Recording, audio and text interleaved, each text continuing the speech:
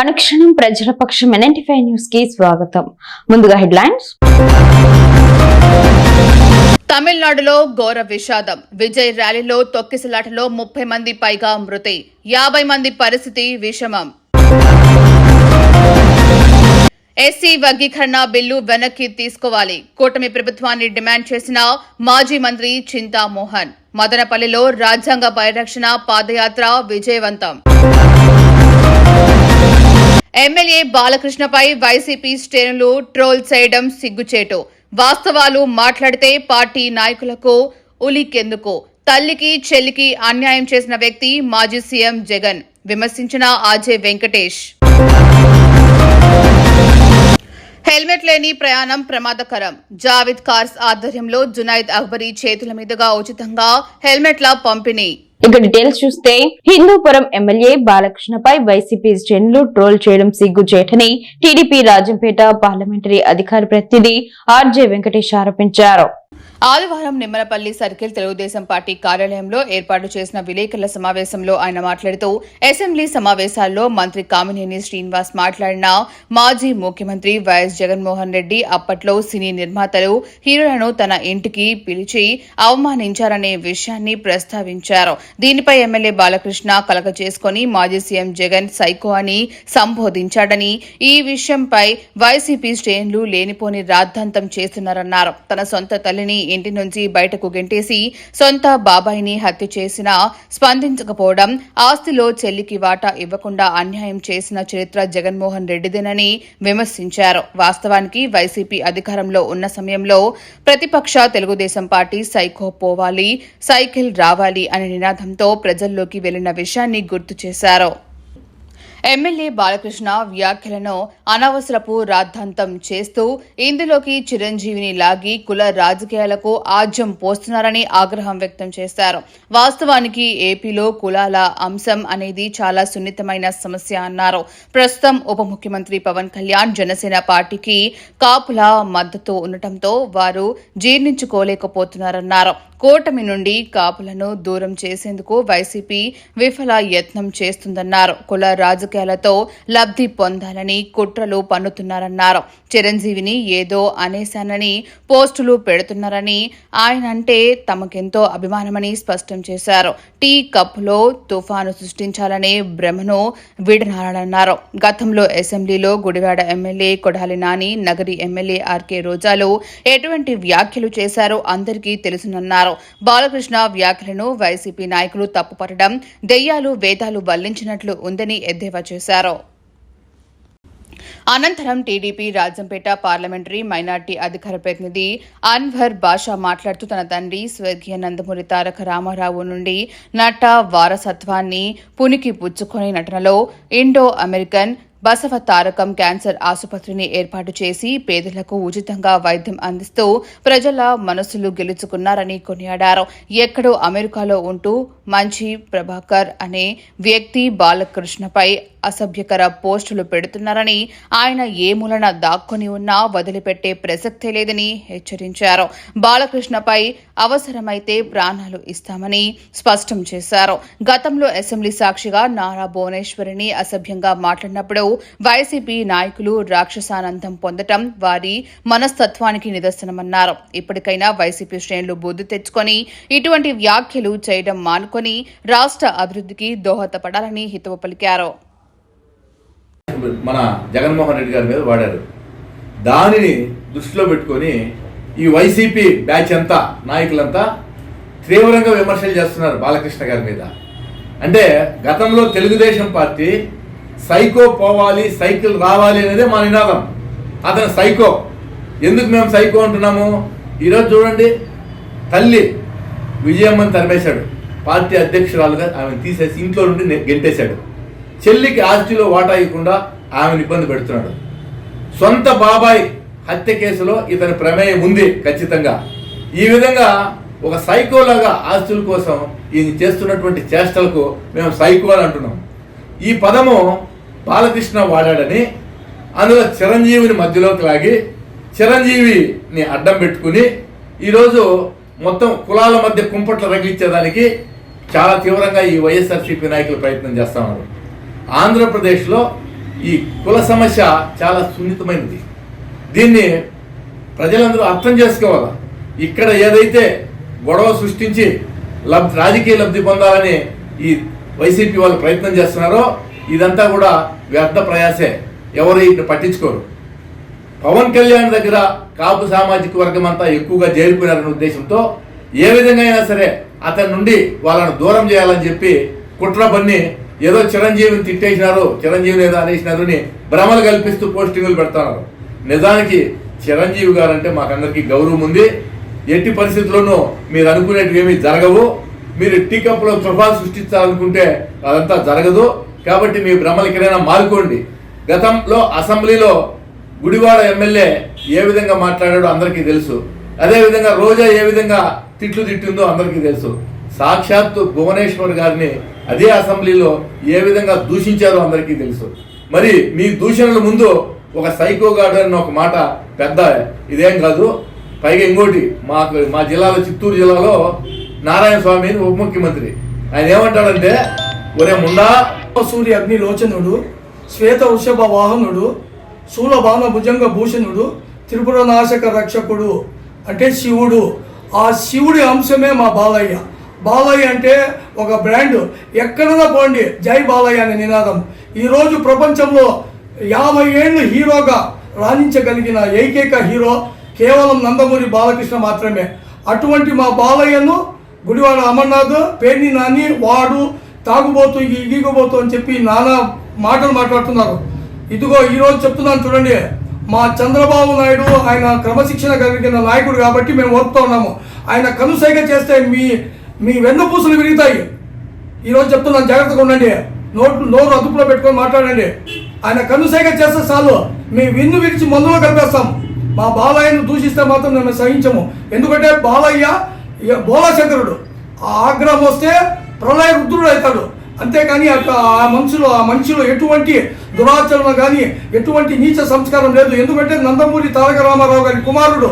ఈరోజు ప్రపంచంలోనే బాలకృష్ణ చేస్తున్న సినిమాల్లో ఈరోజు బాలకృష్ణ ఉన్న క్రేజ్ అది దృష్టిలో పెట్టుకుని ద్విచక్ర వాహనదారులు తమ ప్రయాణంలో హెల్మెట్ తప్పనిసరిగా వినియోగించాలని యువనేత జునైద్ అక్బరీ తెలిపారు. నేడు జావేద్ కార్స్ యాజమాన్యం ఆధ్వర్యంలో ఉచితంగా హెల్మెట్లు పంపిణీ కార్యక్రమంలో ఎమ్మెల్యే తనయుడు అక్బరీ ముఖ్య అతిథిగా పాల్గొన్నారు. అన్నమయ్య సర్కిల్లో జాతీయ రహదారిపై ద్విచక్ర వాహనదారులకు యువనేత చేతుల మీదుగా హెల్మెట్లు తొడిగారు. ఈ సందర్భంగా ఆయన మాట్లాడుతూ యువత వేగంగా ప్రయాణించడం ప్రమాదకరమని, తప్పనిసరిగా హెల్మెట్లు ధరించి ప్రాణానికి మంచిదని అన్నారు. హెల్మెట్లు ధరించి ప్రయాణించాలని కోరారు. పేద ప్రజల ప్రాణాలు కాపాడేందుకు తమ వంతు హెల్మెట్లు ఉచితంగా అందించిన జావేద్ కార్స్ వారికి అభినందించారు. ఈ కార్యక్రమంలో ససలీం Basha, Javed, gun man Sharif, RS Shamsher, Raghupati Naidu, Errabelli Venkatamareddy, KV Nagaraju, Jafar Nisa, Kavitha, పెద్ద సంఖ్యలో తెలుగుదేశం పార్టీ కార్యకర్తలు పాల్గొన్నారు. అన్నమయ్య సర్కిల్ వద్ద మన జావేద్ కార్స్ ఆధ్వర్యంలో ఈరోజు దాదాపు 100 హెల్మెట్లు పంపిణీ కార్యక్రమం జరుగుతుంది. చాలా సంతోషకరమైన సందర్భం ఇది. ఎందుకంటే హెల్మెట్ ఈ కాలంలో, ఈ రోజుల్లో ఎంత అవసరం అన్నది మనందరికీ తెలిసిందే. హెల్మెట్ ఎలాంటిదంటే, ఇప్పుడు మన ఇంట్లో వాళ్ళకి మనందరికీ మన రక్షణ, మన ఇంట్లో వాళ్ళకి రక్షణ మనమంటే మనకి రక్షణ ఈ హెల్మెట్. అలాంటిది మనం అందరూ ధరించాలా. మీ ఇంట్లో వాళ్ళకి బాగా రక్షణ కలిగించి ఏదైతే వస్తువు ఏదైతే ఉందో అది మీరైతే మీకు హెల్మెట్ కాబట్టి అన్న మన జావేద్ కార్స్ వాళ్ళందరూ ఇక్కడ పెద్ద ఎత్తున ఇక్కడికి వచ్చి దాదాపు 100 హెల్మెట్లు ఇవ్వడం అంటే ఒక 100 కుటుంబాలని మంచి చేసినట్టు ఒక చాలా మంచి సందర్భం ఇది. కావున నేను కోరుకునేది ఒకటే, ఎక్కడికి వెళ్ళినా సరే జాగ్రత్తగా వెళ్ళండి, మెల్లగా వెళ్ళండి. బండిలో అయినా కారులో అయినా ఎదుటోడు ఎలా వస్తాడో మనం ఏమాత్రం ఊహించలేము. నేను చెప్పేది ఒకటే, జాగ్రత్తగా అన్ని విధాలుగా మీరు సేఫ్టీ మెజర్స్ తీసుకోవాలా. హెల్మెట్ వేసుకొని కార్లో వెళ్తుంటే సీట్ బెల్ట్ వేసుకొని, అదేవిధంగా కొన్ని బండ్లకి సరిగ్గా లైట్స్ ఉండవు, లైట్స్ కూడా మీరు వెంటనే చెక్ చేస్తూ ఉండాలా. మనం ఏదైతే బండి వాడతామో బండి కూడా ఒక ఇంటి మనిషిలాగా చూడాలా. ఎందుకంటే మనం ఎక్కడికి వెళ్ళాలనుకున్నా కూడా, ఏ చిన్న పని చేయాలనుకున్నా కూడా ఫస్ట్ ఎత్తేది బండి. కావున మన బండి మనం తోలే బండి ప్రతిరోజు మనం వాడే బండి, మనము ప్రతి గంటకి మనం వాడేది ఏదైనా వస్తుందంటే బండి, దాన్ని మనము బాగా కండిషన్గా పెట్టినామంటే రాబోయే రోజుల్లో మీకు ఏమాత్రమో ఇబ్బంది కలగకుండా అది కూడా మీకు తోడు ఉంటుందని చెప్పి సందర్భంగా తెలియజేస్తూ, అదేవిధంగా ఇంత పెద్ద ఎత్తున ఈ ప్రోగ్రాం నడిపిన మన జావేద్ కార్స్ వాళ్ళకి నేను మనస్ఫూర్తిగా ధన్యవాదాలు తెలుపుతున్నాను.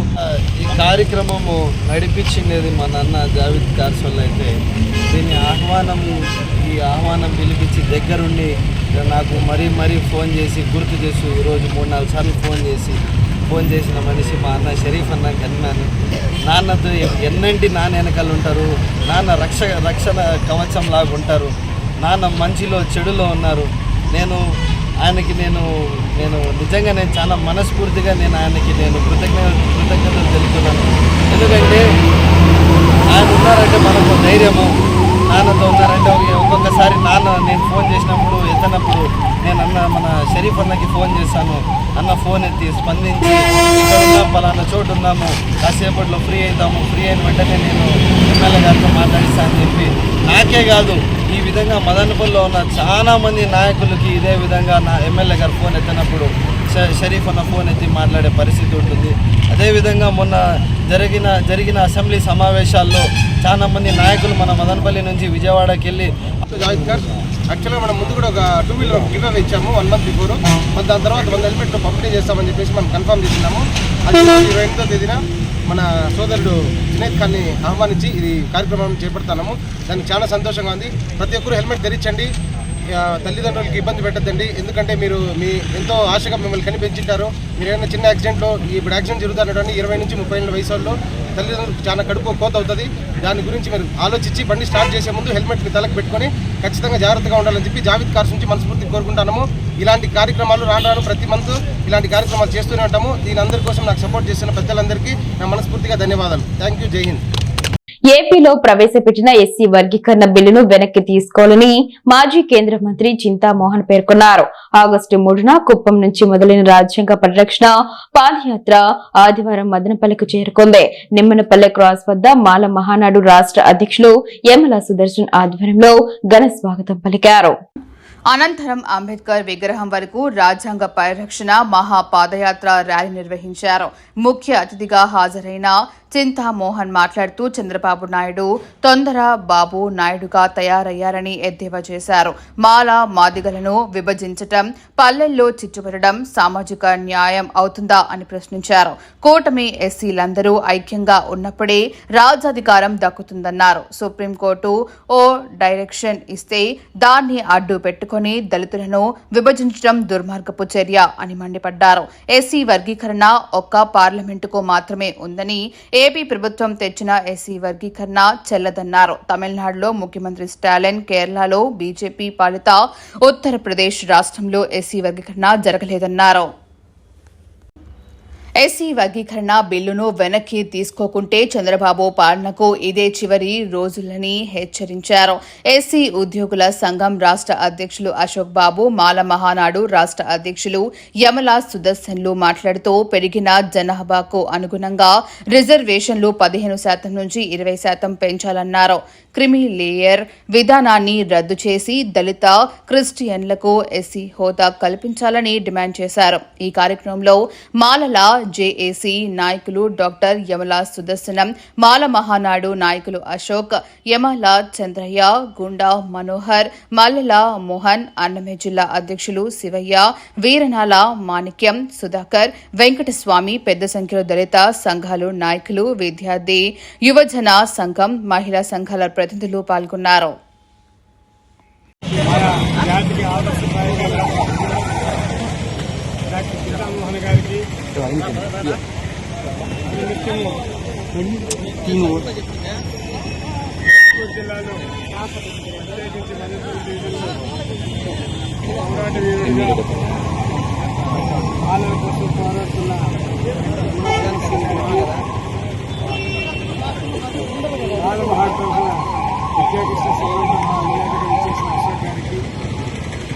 ఇక్కడ ఈరోజు ఈ కార్యక్రమాన్ని ఏర్పాటు చేసిన అగ్రత మహారాజులకు, అన్నదమ్ములకు, సోదర సోదరమ్మలకు, ప్రత్యేకించి ఆడపడుచులకు పత్రికా విలేకరులకు మీడియాకు వందనాలు తెలుపుకుంటూ ఈరోజు పరిస్థితి ఏంటంటే రాజకీయంగా ఏ పార్టీ వారైనా ఏ రాష్ట్రం వారైనా కేంద్ర ప్రభుత్వమైనా రాష్ట్ర ప్రభుత్వమైనా ప్రతిరోజు కూడా ఏదో విధంగా అంబేద్కర్ పేరు చెప్పుకోకుండా బతకలేరు. కానీ అంబేద్కర్ గారు ఆశించిన విధంగా ఈ పరిపాలన చేయడం లేదు.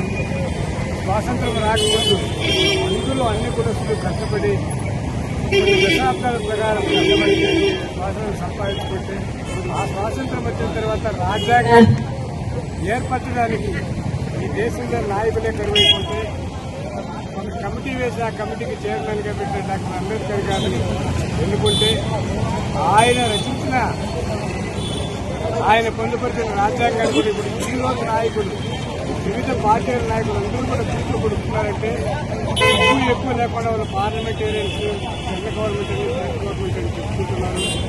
వీళ్ళు పడిపడి ఎస్సీల పైన మాలమాదిగల పైన పడి మనమను విభజించి వాళ్ళు పరిపాలన చేస్తున్నారంటే ఆ విధవులకు ఎవరు ఈ రాజ్యాంగం అధికారం ఇవ్వలేదు.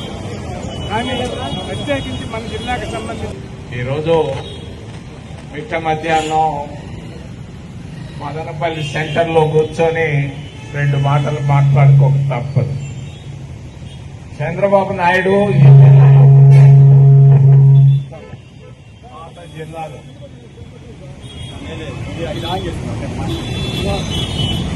చంద్రబాబు నాయుడు చేసిన పొరపాటు అంతా ఇంత కాదు, కొండంత తప్పు చేశాడు. బ్రిటిష్ వాళ్ళు చేసేవాళ్ళు 100 సంవత్సరాల క్రితం విభజించి పరిపాలించడం. పాపం ఏమీ తెలియని చంద్రగిరిలో పుట్టిన చంద్రబాబు నాయుడు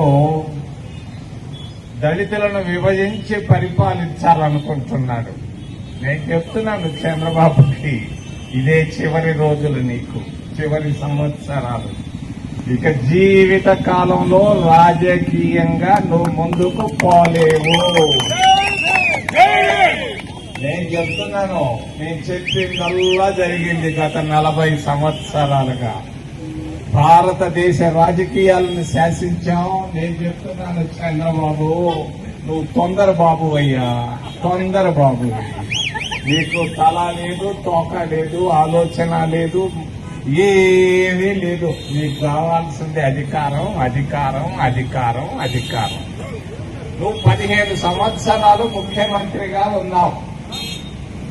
నేను అడుగుతున్నా, సొంత జిల్లా కదా మదనపల్లికి నువ్వేం చేశావు చంద్రబాబు?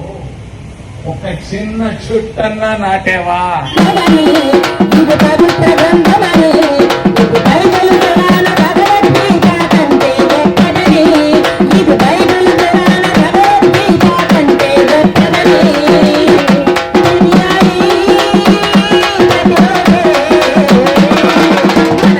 తమిళ నటుడు టీవీకే చీఫ్ విజయ్ ర్యాలీలో తొక్కిసలాట చోటు చేసుకుంది.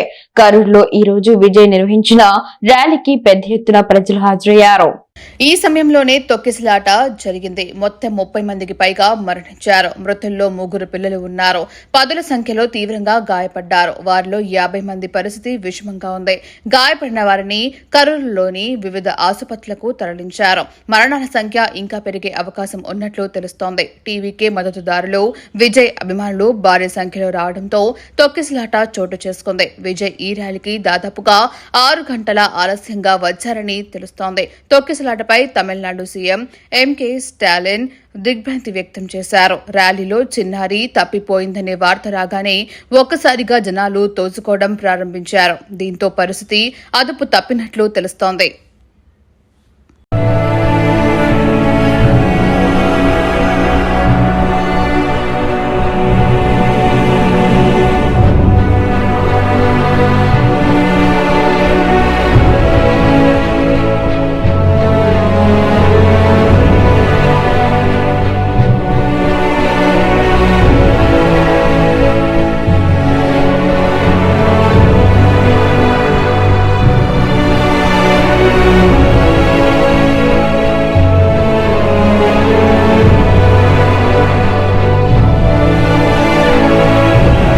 மருத்துவமனை கிடைச்சிட்டு போறாங்க அப்படின்னு ஒரு செய்தி எனக்கு கிடைச்சது. செய்தி கிடைச்ச உடனே இந்த கரூர் தொகுதியினுடைய சட்டமன்ற உறுப்பினர் முன்னாள் அமைச்சர் செந்தில் பாலாஜியோடு நான் தொடர்பு கொண்டு తాగునీటి కోసం చెన్నై ముంబై జాతీయ రహదారిపై బైఠాయించి ధర్నా చేసిన మహిళలు. పుంగనూరు మండలం జగనన్న కాలనీలో గత కొన్ని రోజులుగా తాగునీరు సరఫరా కావడం లేదని ఆదివారం ఉదయం 10 గంటల ప్రాంతంలో జగనన్న కాలనీకి చెందిన మహిళలు చెన్నై ముంబై జాతీయ రహదారి దిగ్బంధం చేసి రోడ్డుపై ధర్నా నిర్వహించారు. రోడ్డుపై ఎక్కడి వాహనాలు అక్కడే నిలిచిపోగా పుంగనూరు సీఐ సుబ్బారాయులు అక్కడికి చేరుకుని విషయం అడగ్గా జగనన్న కాలనీకి చెందిన మహిళలు మాట్లాడుతూ తాగునీటి సమస్య గురించి మున్సిపల్ అధికారులకు విన్నవించుకున్నా నీరు సరఫరా కాలేదని అన్నారు. ఇదివరకే ఎన్నోసార్లు మున్సిపల్ కార్యాలయం వినతి పత్రాలు అందజేసిన ఎటువంటి చర్యలు తీసుకోకపోవడం మా దురదృష్టం అని అన్నారు. ఇళ్లను నిర్మించి అందజేసిన తర్వాత ఎలాంటి అభివృద్ధి చేయకపోవడం, శానిటేషన్, వీధి దీపాలు లేని కారణంగా పిల్లలు, వృద్ధులు అనారోగ్యం బారిన పడుతున్నారని వారు వాపోయారు. తదనంతరం సీఐ సుబ్బారాయులు సంబంధిత అధికారులతో చర్చించి నీరు అందించడం జరుగుతుందని తెలపడంతో మహిళలు ధర్నాను విరమించుకున్నారు. వెంటనే అధికారులు స్పందించి జగనన్న కాలనీలో తాగునీటి సమస్య, వీధి దీపాలు, శానిటేషన్ సమస్యలను పరిష్కరించాలని కోరారు. 4 రోజులుగా నీళ్ళు ఇబ్బంది అయిపోయింది, మోటార్ చెడిపోయింది అనేసి రిపేర్ చేస్తామనేసి చెప్తానే ఉన్నారు. ఏం చేయలేదు. చివరికి చాలా ఇబ్బంది అయిపోయింది. పింఛన్లు తీసుకోవాలన్నా ఇబ్బంది అయిపోయింది. ఇక్కడ పాములు అయితే చాలా ఇబ్బందిగా ఉన్నాయి. పాములు రైతుల్లో నైట్లో ముసలోళ్ళు అంతా ఉంటారు. పాములు ఇబ్బంది ఎక్కువ అయిపోయింది. పాములు బెడద ఎక్కువైపోయింది. మున్సిపాలిటీ వాళ్ళు చర్య తీసుకొని అన్నిటికీ ఏర్పాటు చేయాల్సిందిగా మున్సిపాలిటీ వాళ్ళని కోరుతున్నాము. అపార్ట్మెంట్లో జగనన్న కాలనీలో ఎవరు పట్టించుకోరు. వాటిని నడిస్తే వదులుతాము, అట్లా రావు నీళ్ళు అని చెప్పినారు. నీళ్ళు వచ్చినాకు రాదు, గ్యాస్ రాదు, మాకు సౌకర్యాలు ఏం లేవు. కాలువలు తీరు, చెత్తలు తీరు, మమ్మల్ని పట్టించుకోరు. బీసీ కాలనీలో ఎవరు పట్టించుకోరు. ఎవరు చెప్పినా ఎవరు చోలు మీద చేసుకోరు. అప్పుడు తింటే వస్తారా ఏమే భీమికి పోవాలా, రోజులు కొద్ది పోయి మేము భీమ్ అడగల్లా. గ్యాస్ రాలేదంటే ఊళ్ళో పోయి తెచ్చుకోవాలా. అటు మాత్రం చేసి సార్ మాకు వారం నుంచి నీళ్ళు రాలేదు. ఒక వారం నుంచి నీళ్ళకి ఇబ్బంది పడుతున్నాం మేము. ఇక్కడ మమ్మల్ని ఎవరు పట్టించుకుంటే వాళ్ళు సార్ ఏ ఫెసిలిటీ మాకు లేదు. తుమ్మూరులో బాడికి నీళ్ళు ఉంటే మమ్మల్ని ప్రెజర్ చేసి ఇక్కడికి పంపించినారు, పోండా అని చెప్పి. కానీ ఒకరు కూడా మమ్మల్ని పట్టించుకుంటే నామినా లేదు సార్. మమ్మల్ని పైన చూస్తే మాకంతా ఇండ్లు కారుతా ఉన్నాయి. ఎప్పుడో పడిపోయినట్లు ఉన్నాయి మా పరిస్థితులు. ఒకరు కానీ మమ్మల్ని పట్టించుకుంటేవాడే లేరు. మాకు అన్ని సౌకర్యాలు చేసేదాకా మేము ఇక్కడి నుంచి కదిలేదు లేదు సార్. మాకు నీళ్ళు కావాలా, మాకు సౌకర్యాలు చేయాలి సార్. అందరూ కనీసం ఒకరన్నా మమ్మల్ని రెస్పాన్స్ అవుతున్నారా? దేని గురించి సార్ మమ్మల్ని ఇల్లు కట్టి మీరు ఇచ్చినారు, 4 ఫ్లోర్లు ఇచ్చినారు మాకు. ఒక్కసారి ఒక కుండ ఎక్కి దిగినామంటే. మదనపల్లిలో వీడని వ్యాపారి అదృశ్యం మిస్టరే. 2 రోజులుగా విస్తృతంగా గాలిస్తున్న అగ్నిమాపక స్థానిక పోలీస్ అధికారులు. అదృశ్యమైన వ్యాపారి శ్రీకాంత్ కుటుంబ సభ్యులు నెలకొన్న ఆందోళన. అన్నమయ్య జిల్లా మదనపల్లిలో వ్యాపారి శ్రీకాంత్ అదృశ్యం మిస్టరీ వీడకపోవడంతో ఉత్కంఠ నెలకొంది. అన్నమయ్య జిల్లా మదనపల్లిలోని చిత్తూరు బస్టాండ్లో ఉన్న గాయత్రి మెడికల్స్ యాజమాని శ్రీకాంత్ శనివారం ఉదయం స్థానిక బెంగళూరు రోడ్డు చిప్పిలి హంద్రనీవా కాలువ గట్టుపై బైక్ వదిలి అదృశ్యం కావటం పాఠశాలకులు తెలిసిందే. శ్రీకాంత్ నీటిలో పడిపోయాడా లేక బైక్ ను అక్కడ వదిలి ఎక్కడికైనా వెళ్లాడా అనే అనుమానాలు వ్యక్తమవుతున్నాయి. శ్రీకాంత్ కోసం అగ్నిమాపక అధికారులు, పోలీసులు గాలిస్తున్నారు. శ్రీకాంత్ ఆచూకీ లభించకపోవడంతో అటు కుటుంబ సభ్యుల్లోనూ పోలీసు, పట్టణ ప్రజల్లో ఉత్కంఠ నెలకొంది. 2 రోజులుగా అగ్నిమాపక అధికారులు, పోలీసులు హంద్రనీవా కాలనీలో శ్రీకాంత్ పొరపాటున పడి ఉంటాడా అన్న అనుమానంతో విస్తృతంగా గాలిస్తున్నారు. మదనపల్లి సమీపంలో గల మిట్స్ డీమ్డ్ ట్యూబ్ యూనివర్సిటీ నందు మెకానికల్ ఇంజనీరింగ్ విభాగంలో ప్రొఫెసర్ గా మరియు అసోసియేట్ డీన్ R&D గా పనిచేస్తున్న డాక్టర్ శివయ్యకు అంతర్జాతీయ స్థాయిలో గుర్తింపు లభించిందని యూనివర్సిటీ ఉపకులపతి డాక్టర్ శివరాజ్ అన్నారు. 2025 సంవత్సరానికి గాను స్టాన్ఫోర్డ్ యూనివర్సిటీ ప్రపంచంలోనే టాప్ 2% సైంటిస్టుల జాబితాలో ప్రొఫెసర్ శివయ్యకు గుర్తింపు లభించిందని ఆయన అన్నారు. పరిశోధన రంగంలో చేసిన కృషిగాను ఈ ఘనత సాధించినట్లు ఆయన తెలిపారు. ప్రొఫెసర్ శివయ్యను యూనివర్సిటీ ఫౌండర్ మరియు chancellor doctor N Vijay Bhaskar Chowdary, pro chancellor Dwarakanath, executive director కీర్తినాథల్లా, advisor R&D doctor Tulasiram Naidu, అధ్యాపకులు మరియు విద్యార్థులు అభినందనలు తెలియజేశారు. అనుక్షణం ప్రజల పక్షం NN5 న్యూస్ ఇంతటితో సమాప్తం. తిరిగి రేపటి బులెటిన్ లో మళ్ళీ కలుసుకుందాం. అంతవరకు సెలవు. నమస్కారం.